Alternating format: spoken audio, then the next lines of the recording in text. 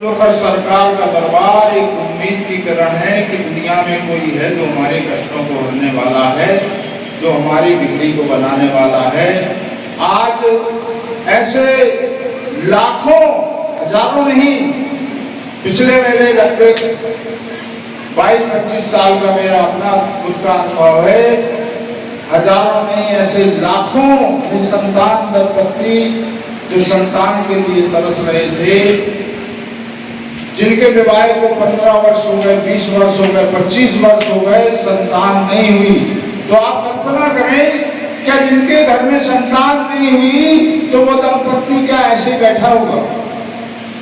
जिसके यहाँ 10 साल संतान नहीं, आज के समय में विवाह होता है, विवाह के 1-2 साल होते हैं और बहू के लिए कटाक्ष होने लगते हैं, क्या बात है, बच्चा नहीं, मानसिक यातनाएं मिलने लगती हैं।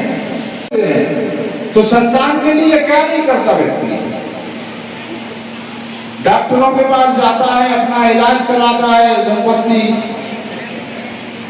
मठ मंदिरों में जाके अपनी प्रार्थना करता है, जिसका जहां विश्वास है। कहते ना, मरता क्या नहीं करता, संतान की आस में व्यक्ति ओझाओं के पास भी जाता है, तांत्रिकों के पास भी जाता है, संत महात्माओं की शरण में भी जाता है। कहने का आशय, संतान की कामना से व्यक्ति खाली हाथ नहीं बैठता। जिसके यहाँ 10-10, 15-15, 20-20 वर्ष हो गए, संतान नहीं हुई, जब उनका समय आया, कहीं से उनको संकेत मिला, कहीं से उनको प्रेरणा मिली, वो पंडोखर सरकार के दरबार की राय मिली, और जब दरबार में उनका नंबर आया, पूज्य गुरुजी महाराज ने आशीर्वाद दे दिया कि जाओ फलानी तारीख में, फलाने सन में संतान होगी, जुड़वा संतान होगी। और उसी समय उनके बतलाए समय के अनुसार उनको संतान प्राप्त हुई। जब मैं भी शुरू में महाराज जी से संपर्क में आया था, उस समय मेरी उम्र लगभग 35 वर्ष होगी, महाराज जी की, गुरु जी महाराज की उम्र लगभग भौतिक अवस्था 18 वर्ष होगी। तो मुझे भी विश्वास नहीं होता था ये कैसे संभव हो, जिसके यहाँ 15-15, 20-20 वर्ष से संतान नहीं हुई हो। महाराज जी ने तो लिख के दे दिया, जाओ फलानी तारीख में संतान होगी। अरे होगी कि नहीं होगी? महाराज जी तो कह के निकल जाएंगे, होगी कि नहीं होगी? तो हमें भी जिज्ञासा होती थी। तो हम लोगों के जो महाराज जी बोला करते थे, तो मैं अपनी डायरी में लिख लेता था, जिसको जैसा बताया वो शब्द पकड़ के लिख लेता था। सामने वाले दंपत्ति का नाम, पता, टेलीफोन नंबर ले लिया करता था। ऐसी कई डायरियां भर गई, और जब उन डायरियों पे हाथ मारा, उनको फोन लगाए, तो बड़े आश्चर्यजनक रूप से मिला। उनको याद दिलाया, भैया फलानी जगह सागर में मिले थे आप पंडोखर सरकार को? हाँ भैया, वो भैया महाराज जी ने जो बताया था, 2:32 का आशीर्वाद दिया था महाराज ने, 2:32 पे संतान है। महाराज जी ने कहा था 14 जनवरी को, तो 14 जनवरी को ही महाराज जी ने कहा कि जुड़वा संतान होगी, तो जुड़वा ही। ऐसे लोग जो गंभीर रोगों से त्रस्त थे, जिनके जीवन की जमा पूंजी डॉक्टरों के द्वार पर चढ़ गई, दवाइयों की दुकान पर चढ़ गई, दवाइयों का जिनके यहाँ भंडारे जैसी स्थिति हो गई, भंडार भरा है दवाइयों का।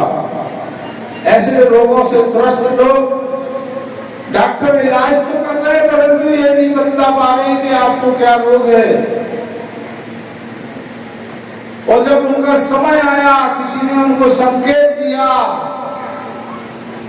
कोई उनको माध्यम बना, कहीं से जानकारी मिली, आसपास उनके यहाँ पंडोखर सरकार का दरबार हुआ, उस दरबार में पहुंचे, उनका नंबर आया, तो महाराज जी ने उनकी सारी स्टोरी, अब तो महाराज जी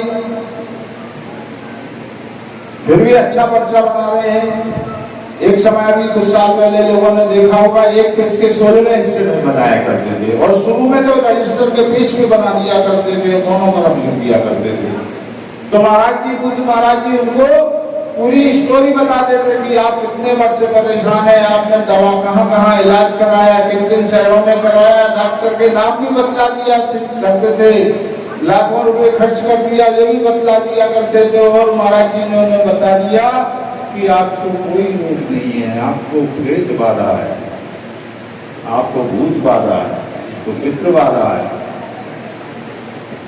अमावस्या करो, 5 अमावस्या, 5 अमावस्या करने मात्र से व्यक्ति चंगा हो गया।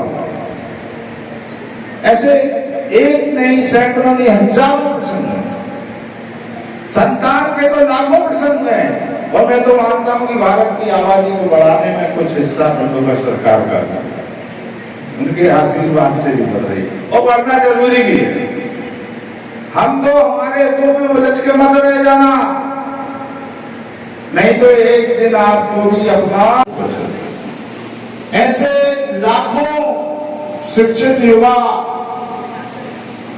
युवतियां हैं जिन्होंने उच्च शिक्षा ग्रहण की, परंतु उनको कहीं रोजगार नहीं। तेंदुलकर सरकार के दरबार में आके अर्जी लगाई, महाराज जी ने आशीर्वाद दिया, उनके आशीर्वाद से आज उनको सरकारी नौकरी है, किसी को केंद्र की नौकरी है, किसी को फौज की नौकरी है, किसी को बैंक की नौकरी है। अनेक क्षेत्रों में तेंदुलकर सरकार के आशीर्वाद से, गुरु जी महाराज के मार्गदर्शन, उनके आशीर्वाद के अनुसार उनको रोजगार मिला। तो सबसे पहले हमारी मनोकामना पूर्ति में कोई यदि बाधा होती है तो हम स्वयं होते हैं। हमारा विश्वास पहले कार्य करता है। कहते ना, विश्वास फलदायक। डॉक्टर की दवा भी जब तक आपको लाभ नहीं होता और कैसे नंबर आएगा, नंबर आ चुका है, महाराज जी से मिल चुके हैं, महाराज जी ने आशीर्वाद दिया, बच्चा दारू पीता है, बच्चा दारू नहीं छोड़ रहा है। अरे भाई, उसको कोई भूत बाधा नहीं है। भूत बाधा हो तो तेंदुलकर सरकार का धंधा है, कोई बीमारी हो तो डॉक्टर का धंधा है। अब उसको तो मस्ती है, मस्ती के लिए 9 नंबर इलाज है। अब वो आपने समय पे किया नहीं है, इसलिए बिगड़ गया, आदी हो गया, घर की पूरी जायदाद बर्बाद कर दी, पूरा शरीर बर्बाद कर दिया, और ऐसे नशीले लड़के का आपने विवाह कर दिया तो दूसरे की लड़की का भी जीवन बर्बाद कर दिया। तो कहने का आशय, संतान खूब पैदा करो, उनको संस्कारित करो, उनको अच्छे संस्कार दो। तो आज तेंदुलकर सरकार का दरबार ऐसे दीन दुखी पीड़ितों के लिए उम्मीद की किरण है। ऐसे हजारों प्रसंग हैं जो कल तक और धर्म परिवर्तन करने पर मजबूर होना पड़ेगा, क्योंकि आपने जो संतान, हम दो और हमारे दो के चक्कर में पड़े। बहुत से लोग तो कहते हैं एक ही अच्छा बच्चा, एक ही अच्छा, और उसी को तुम्हें कलेक्टर बनाना है, उसी को विदेश जाना है, बुढ़ापा आया तो मालूम पड़े खुद भीख मांगते फिर रहे, कोई सेवा ही करने वाला नहीं। तो परमात्मा ने दिया है, उसका आशीर्वाद स्वीकार करो, खूब बच्चे पैदा करो, कोई दिक्कत नहीं। कहते हैं ना, जिसने पेट दिया है उसने दाना भी दिया है। तो सनातन की रक्षा करना है, सनातन को मजबूत करना है, तो इन झूठे दारों में नहीं आना कि हम दो, हमारे दो, बच्चा एक ही अच्छा। सब अपना भाग लेके आते, संस्कारित करें उनको। यदि संस्कार नहीं दिए आपने तो आपको बाद में पछताना हो। रोज आते हमारे पास तो वो दवा भी फलीभूत नहीं होती है। आपने देखा होगा बहुत से लोगों के जीवन में ये ऐसा प्रसंग आता है, कोई बीमारी है उनको, तो डॉक्टर के पास गए, इलाज करवाया 2 दिन, किसी ने सलाह दी यार कि कहाँ इस डॉक्टर के चक्कर में पड़े हो, फलाने डॉक्टर को दिखाओ। तो 2 दिन बाद फिर वो फला डॉक्टर के पास जाता है, फिर किसी ने 2 दिन बाद सलाह दी यार कहाँ चक्कर में, उससे अच्छा तो फला डॉक्टर उसका स्पेशलिस्ट है। कहने का मतलब वो डॉक्टर पे डॉक्टर बदलते रहते हैं, परंतु उनका रोग नहीं होता ठीक। एक दिन वो खुद ही ठीक हो जाती है। ये आपको तय करना है कि आपका सलाहकार कैसा है। दुनिया में मुफ्त में कुछ भी नहीं मिलता। मेरा मानना है कि मुफ्त में तो गाली भी नहीं मिलती।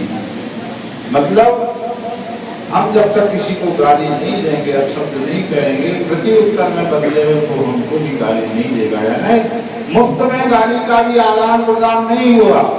परंतु दुनिया में एक ही चीज है जो मुफ्त मिलती है, वो क्या है? सलाह। हर आदमी देने बैठा है, रास्ता चाहते आदमी सलाह दे रहा है। हमारे पास पर्चा लेके आते हैं महाराज जी, हम उनको सब बताते हैं कि ये ऐसा करना है, ऐसी अमावस्या करना है, ऐसा पाठ करना है। महाराज जी उनने तो ऐसा बताया था, तो हमें सब किसने बताया था? वो वहाँ दुकानदार, वो वहाँ रास्ते में। अरे तो भाई ये आपको तय करना है कि आपका सलाहकार कौन है? रास्ता चलता व्यक्ति है, जिस धाम से जुड़े हैं